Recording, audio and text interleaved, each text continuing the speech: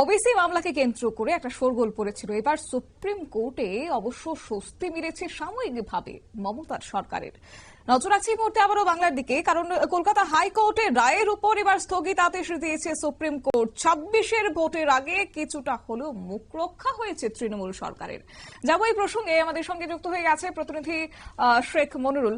কি বলবে?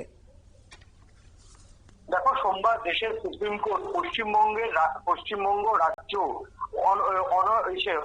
অনগ্রসর শ্রেণী অর্থাৎ ওবিসি নতুন তালিকা সংক্রান্ত বিজ্ঞপ্তিগুলির উপর যে কলকাতা হাইকোর্ট স্থগিতাদেশ দিয়েছিল তার স্থগিত রেখেছে।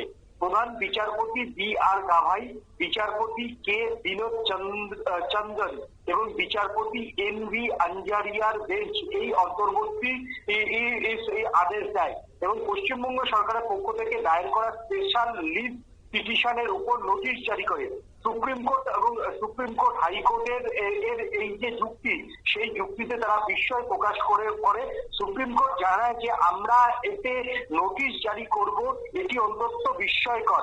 হাইকোর্ট এমন ভাবে স্থগিতাদেশ দেয় কি করে? সংরক্ষণ তো নির্বাহী কার্যধারার অংশ। ইন্দিরা সাউনির মামলার সময় থেকেই এটি স্থির আইন যে নির্বাহী ক্ষমতার মাধ্যমেই এটি করা যায়। সংরক্ষণের জন্য কোনো আইন প্রণয়ন বাধ্যতামূলক নয়। আমরা খুবই বিস্মিত, কলকাতা হাইকোর্ট কি যুক্তি দিতে চাইছে।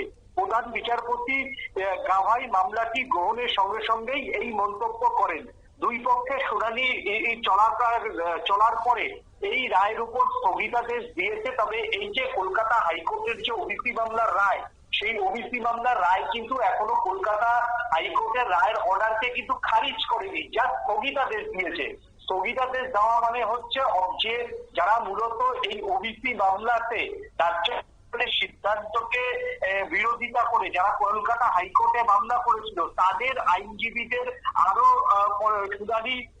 শুনানিতে সময় তারা আরো কি কি যুক্তি দেয়, কোথায় কোথায় রাজ্য সরকার আইনগুলো মানেনি, সেই সমস্ত দুই পক্ষের শুনানির হওয়ার পরে হয়তো আগামী দিনে এই মামলার ভবিষ্যৎ কি সেটা বোঝা যাবে। তবে আজকের এই মামলার রায়ের পর নিশ্চিতভাবে আদালতের সুপ্রিম কোর্টের এই রায়ের মামলার পরে তৃণমূল সরকারের কোথাও একটা মুখ রক্ষা হলো।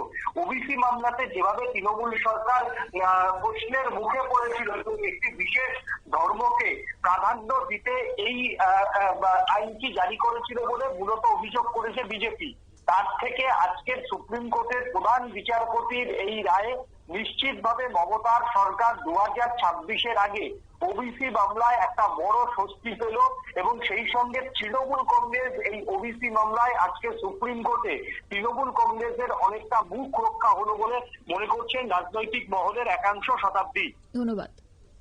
আপনারা শুনলেন, অর্থাৎ ওবিসি মামলাকে কেন্দ্র করে একের পর এক প্রশ্নের মুখে পড়তে হয়েছিল মমতার সরকারকে। অবশ্য পশ্চিমবঙ্গ সরকারের এই নতুন ওবিসির তালিকার উপর কলকাতা হাইকোর্টের স্থগিতাদেশকে চ্যালেঞ্জ করে সুপ্রিম কোর্টের দ্বারস্থ হয়েছিল রাজ্য সরকার। গত 17 জুন কলকাতা হাইকোর্টে স্থগিতাদেশ দিয়েছিল, তারপরে চ্যালেঞ্জ করে তার শীর্ষ আদালতের দ্বারস্থ হয়েছিল রাজ্য সরকার এবং শীর্ষ আদালতে এবার কিছুটা হলেও স্বস্তি পেয়েছে শীর্ষ আদালতের রায়ে মমতার সরকার 26-এর নির্বাচনের আগে।